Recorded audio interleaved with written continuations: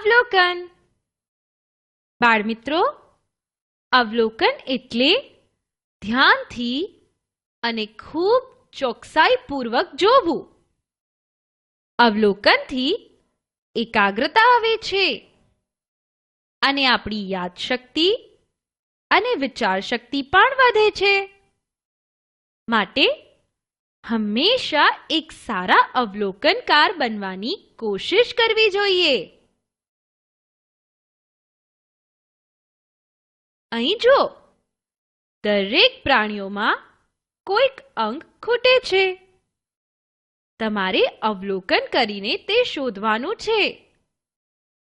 અરે, આ તો કૂતરો છે. તેનું કયું અંગ ખૂટે છે? હા, આ તો પૂંછડી વિનાનો કૂતરો છે.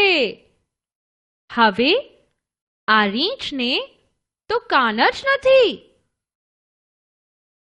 આ છે હાથી, પણ તેની સૂંઢ ક્યાં છે? અને આ છે પૂંછડી વિનાનો ઘોડો. મજા આવી?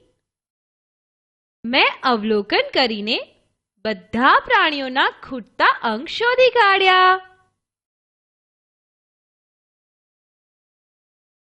હવે પોપકોર્ને આ ચિત્રનું અવલોકન કરી તેમાં કંઈક અલગ દેખાતું હોય તે શોધી કાઢવાનું છે. તમે પણ કોશિશ કરો. આ છોકરો જુઓ, જે વાદળ પર બેઠો છે. આ થોડું અલગ છે. અરે, વાદળ ઉપર ગાડી! કેવું રમૂજી લાગે છે. માછલી અને ઓક્ટોપસ હવામાં ઉડે છે. શક્ય જ નથી. અને ચાંદો અને વિમાન જમીન પર. કેવું હસવું આવે તેવું ચિત્ર છે. હવે મારે આ બે ચિત્રોમાં કેટલા તફાવત છે તે શોધી કાઢવાનું છે. ચિત્ર 2 માં કુલ 5 વસ્તુઓ ખૂટે છે.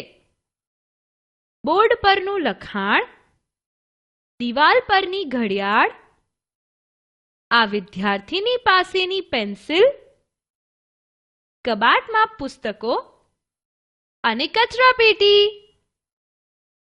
તફાવત શોધવાની મને બહુ મજા આવી.